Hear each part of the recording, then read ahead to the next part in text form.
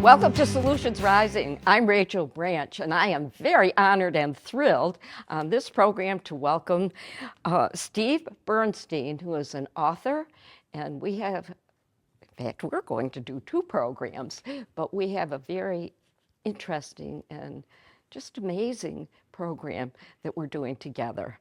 And I want to welcome Steve, and I always ask my guests if they would please tell a little bit about their background, their heritage, whatever they like. Okay. So, Steve Bernstein, lots of stuff.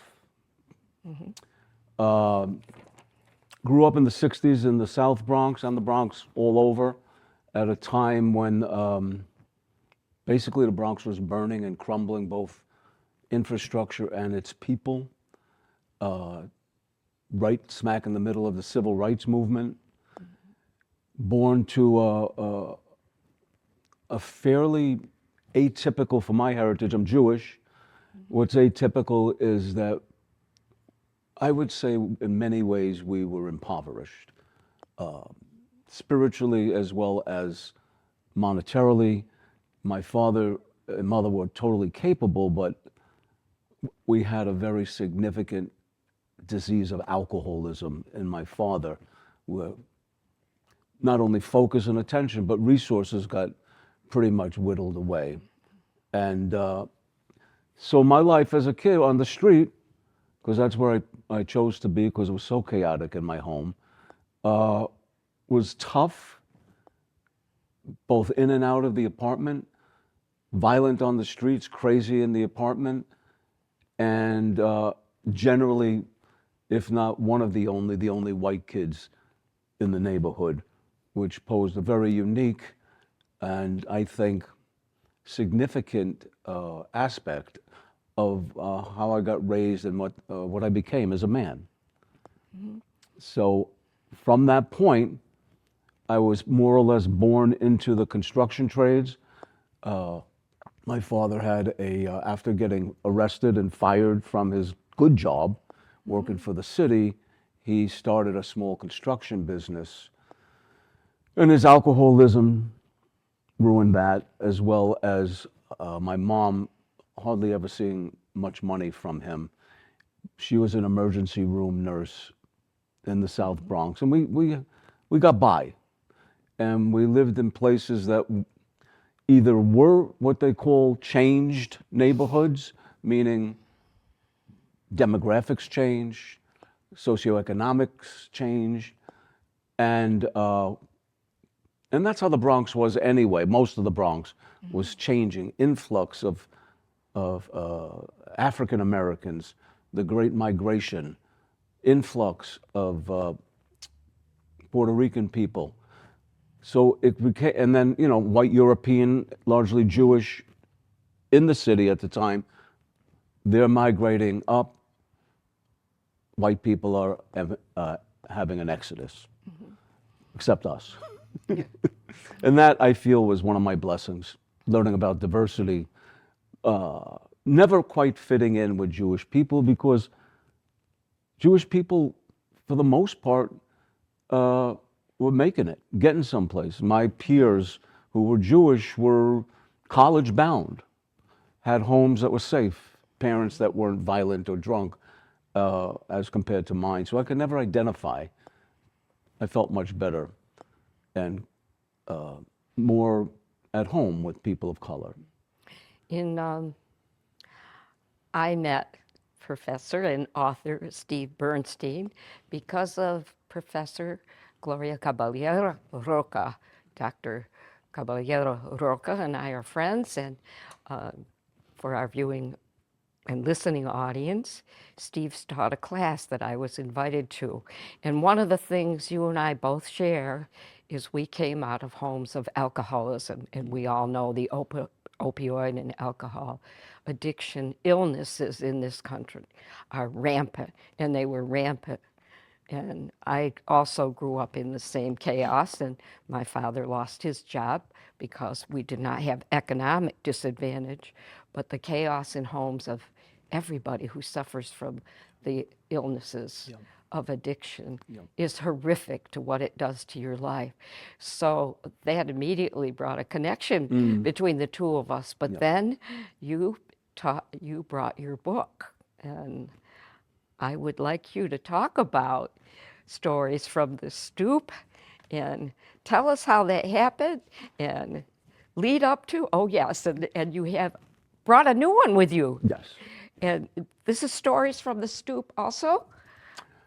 Yeah, one is the first edition that I self-published in Amazon. So I'll speak as an author a little bit if you'd like. That's what we're Okay. going to do with this program. So, How it happened, yeah, when you started writing, okay. how you put it together, what it's like to put it down on paper and how you felt. Yes. Well, I mentioned my atypical existence growing up, and I think, if anything, that emanated from that as a man is always feeling like, and always being an outsider. Not many Jews in the trades. I was a plumber. Also, I had a bent towards being a big reader and interested in the world. My fellow tradespeople didn't share that with me, so that wasn't a community for me. I just was expert at my trade and started businesses and did very well with that. And somewhere I retired, maybe, I'm 69, so I retired at 55-ish. I had moved from where I was in New Hampshire, left the Bronx at an early age. I would say escaped. Helped my mother resettle after she having to take my younger brother, and pretty much run away from my alcoholic father at that point, and the city. I helped her settle in Amherst, Massachusetts. And I lived there a year, and then went back to New York several times because my father's alcoholism was taking over his life, and I was the go-to guy to fix it, fix the business, help keep him off the street, which he eventually did hit. Was it hard for you to go back to New York? How I was raised was, Emotionally, yeah. my life was emotionally hard across the board, part of which was this way that I was groomed and raised by this alcoholic man. They say it's not a disease of drinking, it's a disease of thinking. And what gets transferred to the children, family, is this disease of thinking that we must figure out a way to overcome. Mine was the 12 steps for the most part. I also did a Buddhist practice, and my own heritage supplied some background and guidance for me to navigate my path. I also think it is a chemical biological lack in the brain, but that's just from my own perceptions from watching. But yes, it's a combination, Yeah. I think. So, to this day, I still struggle with certain ways of thinking that I have tools to work out. So, after the last time going to the Bronx I got an emergency call from his foreman, who I introduced to my father, saying they can't find him. And I went back to the Bronx because I knew where he was. I knew exactly where he was. For 3 days, he was on a park bench, a mess. And I found him, got him into the VA system. He was a World War II, pretty much a World War II hero. But the booze got the best of him after that. With the atrocities of the war, he couldn't cope. Which could be post-traumatic horror, what they used to call shell shock. It all was that. I found Yes. I found his service records that indicated that. Anyway, he spent the rest of his life in the VA system from 60 to the day he died, 85. And I went to visit him several times a year, keep an eye on him. But, my disease of thinking, for lack of a better word, is I felt that was my obligation. My father trained me to take care of him. And so I did. Well, don't you think a lot of us grew up as that was expected? that you took care of Hard to parents. say. I certainly didn't I see felt that way. That's why I came Okay. back to North But you Adams. also come from a similar background. Yeah. I haven't seen that in many of my friends who don't No. come from that background. Oh. So I think it's a tendency and a role we might fill. So anyway, getting back to being an author, plumber, okay, pretty well read, okay. But when I retired, I came back to this area to help my mom. She had multiple sclerosis. I helped to the end of her life. But in the process, found the writers group because I had this feeling, that I got stories to tell because I've been telling them either in my mind or to young people that I've helped all through my adult life in various ways, very much at risk young people. How old were you then I when this was? started helping young kids at 24. Okay, and in the authorship, becoming an author, No, about what at year? 55, Oh my I goodness. had this inkling that I want to get my stories out. They've been kicking around my head all these years, aside from telling them in very informal settings with kids. So I had this little ad I cut out of the paper, classified, put it on my fridge, and it stayed there about 3, 4 months. Finally, I was passing by my freezer one day and I plucked it off, made the call. Within a month, I was in this group. Within 6 months, I announced to my group I'm writing a book because everything that came out was a connected story of my youth that made me. And so by the end of the year, I had a manuscript, at least to bring to a manuscript program. And by the end of that year of the manuscript program, I had friends help me sign up with Amazon, get the formatting right. And I had this book up on Amazon for 2 years. A lot of great reviews if anybody wants to check it out. And then it's getting close to COVID. But just before COVID hit, I got a call from this very renowned publishing house that wanted me to come down to New York and meet with them and talk about giving me a contract and a check. So I'm thinking, I had a lot of wackos call me once they saw my book Yeah, on yeah. Amazon, but these people were totally legit. I did some research and I went down, and thank God, because my girlfriend said, you got to bring cookies. If you want to impress them, you want to make them happy, if you want them to publish, bring my homemade Linzer cookies. So I had this giant tray of cookies.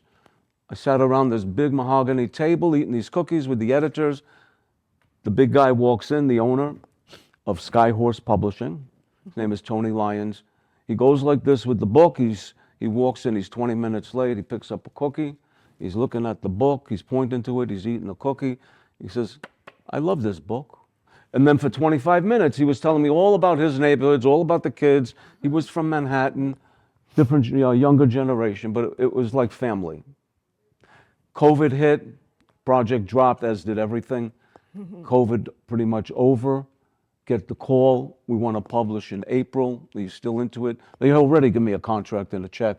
Not a lot of money, but just a gesture. So it's been kind of history since then. Here's the new version, second edition, hardcover. Is there a lot of difference in the new version and the first? No, they didn't. They went through editing, but it was mostly a lot of commas. They took out a lot of commas.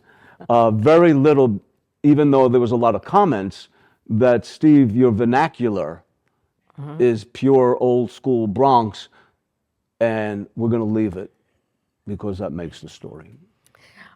Well, of course, I'm honored that you're here because I loved your book Oh, thank you. also. But also part of it, like that publisher telling you stories, is you go right inside the book, and that's living with it and living in it, which Yeah. is just so special. There were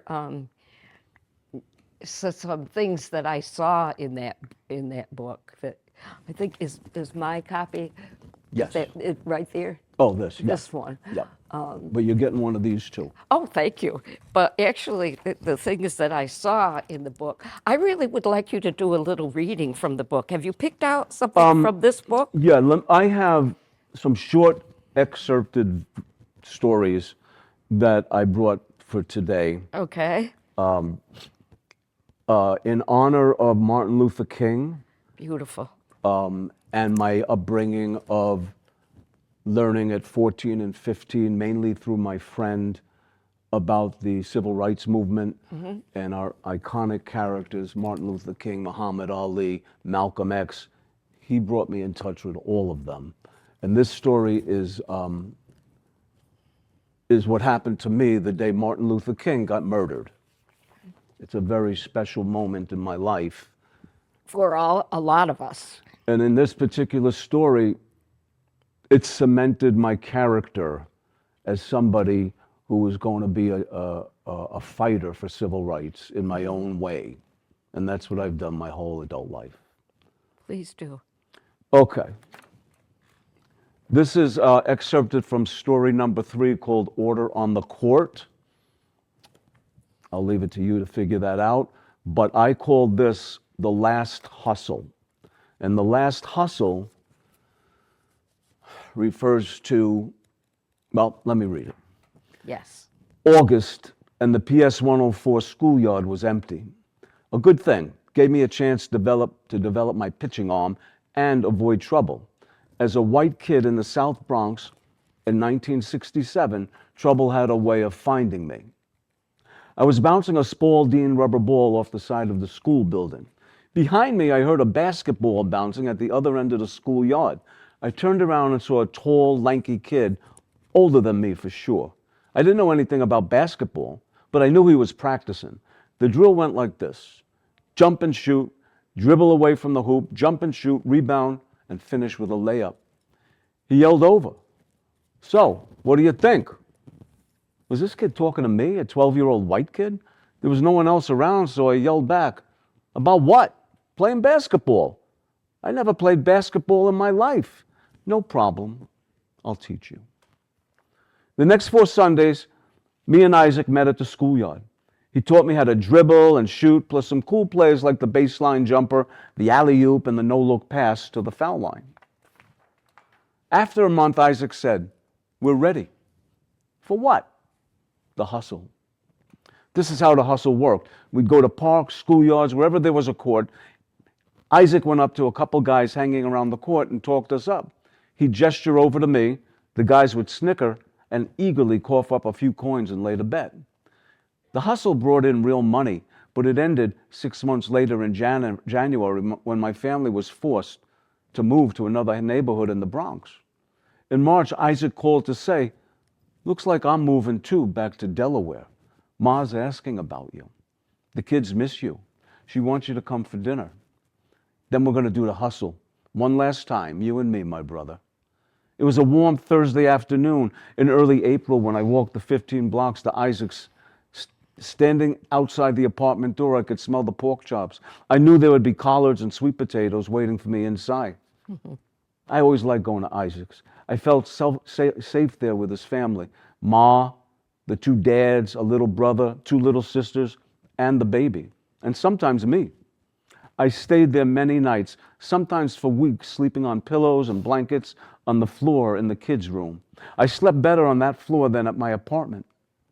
In the morning, before I left for school, Ma would remind me, "Steve, when things get too rough at your place, you're always welcome here. Anytime, you understand me?" After dinner, me and Isaac headed to the court a few blocks away at the Sedgwick Projects. Isaac found 2 guys who, after they took one look at me, eagerly placed a bet. Game on. Our plays were nothing short of perfection. We had them down 10-2, our point. I was taking the ball out at the foul line for the win. The transistor radio hanging off the chain link fence was playing "My Girl" by the Temptations. The song suddenly stopped. The announcer interrupted. "The Reverend Martin Luther King was shot and killed today by a white man." As usual, I was the only white kid on the court. The other guys stopped. The court grew eerily silent. Shock and grief on their faces turned to rage. Isaac slowly walked toward me, took the ball out of my hand and laid it down on the cement. He hooked his elbow into mine and hustled me off the court. When we reached the overpass of the Cross Bronx Expressway, we heard the chant, "Whitey killed the king, Whitey killed the king." Isaac started to sprint. He looked back at me screaming, "Hurry up, Steve, hurry up." His face was wet with tears. We made it back to Isaac's, barging through the apartment door, panting, trying to catch our breath. The family was in the living room, all 7 of them, watching the news on a small black and white TV. Startled, they turned around and rushed towards us, hugging us, crying. A family embrace. We stood in a circle, quietly holding each other. Isaac announced, "Ma, we're going to keep Steve here for a while till it's safe on the street for him to go home." One of the dads eased himself out of the circle and went over to the open apartment door. He shut the door and one at a time turned each of the 3 locks. Click, click, click. Oh, and I'm going to segue from that right into a little comment from Anthony, your friend Anthony. had to change his name to Isaac. Oh, okay. Yeah. So then I'm Call him Isaac. going to Yeah. say, quote, when I asked why we couldn't walk down the street together, he said 3 reasons. 1, it's not good for you. 2, it's not good for me. And 3, the world isn't ready for us yet, but it will be. And we're still waiting. But I really want to also segue into the stoop. And this is a picture of my stoop in Bridgeport, Connecticut, where I lived for 23 years. But I would like to, and there's your stoop on the front, I would like to ask you to read that, Oh, okay. the description of the stoop as Okay. we come towards the end of, gosh, these programs just seem to Got a fly lot- away. There's a lot of energy to those programs. All right, this is my version of a stoop. How you know it's a real stoop is not so much what it looks like, but rather what happens on it. A stoop is a place to socialize, people hanging out, reading the paper, playing dominoes or cards, talking and gossiping, smoking, eating a hero with the wax paper laid on their lap, playing congas, shooting craps, listening to the radio, rocking babies to sleep, playing with the dog, braiding hair, drinking coffee, soda, or beer, and later in the evening, kissing, and sometimes a little bit more. People would bring out milk crates to sit on, folding chairs, card tables, and battery-operated portable record players. And if the Yankees were playing, the TV would come out too, attached by a series of extension cords threaded through a window.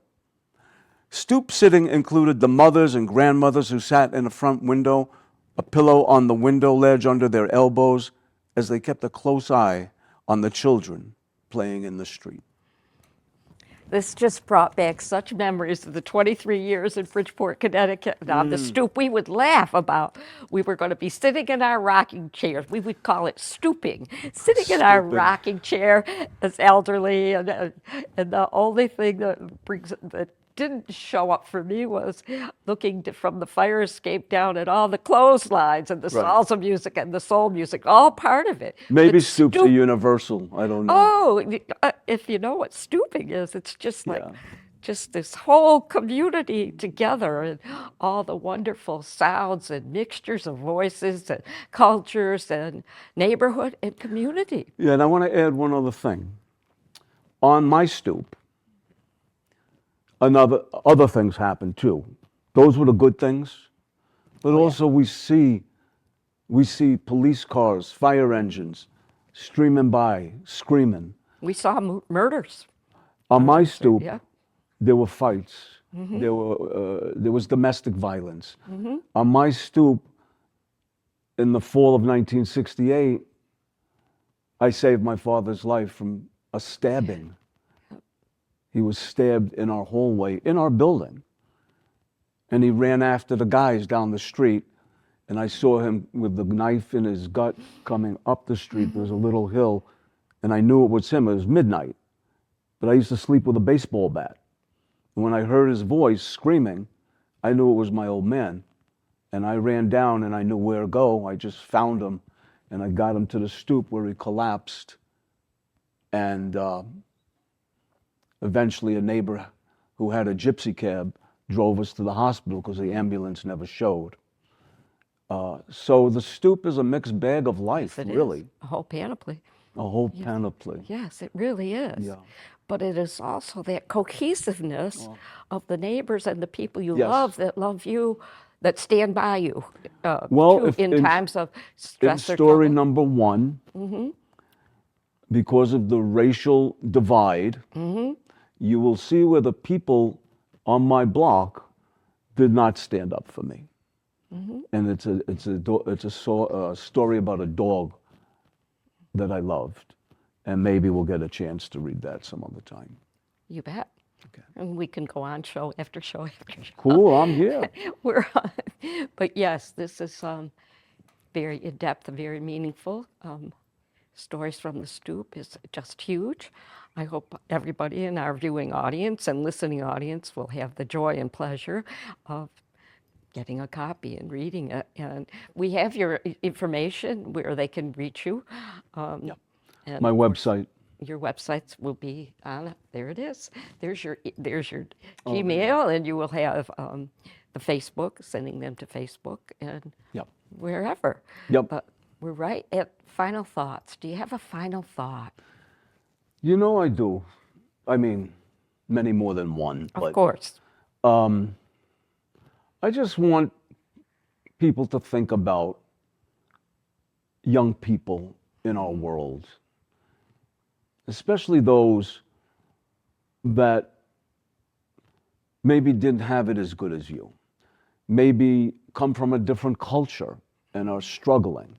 Maybe they're abused, maybe they have disabilities, maybe they're a minority that the playing field is not equal, and I hope it starts to equalize soon. That's what my work's about, Yep. reaching people through story. And I'm just saying, it's a beautiful moment when you could just talk to a young person and tell them your story and ask them to share theirs. Yes. Yes. It breaks down walls, it builds bridges, and I have found in over 40 years of doing this, it's made the world a better place. To be continued. Thank you very much, author Steve Bernstein. My pleasure. And if each one of us picked up one problem and solved it, imagine the incredible view we would all have of solutions rising. Please be part of the solution. Thank you.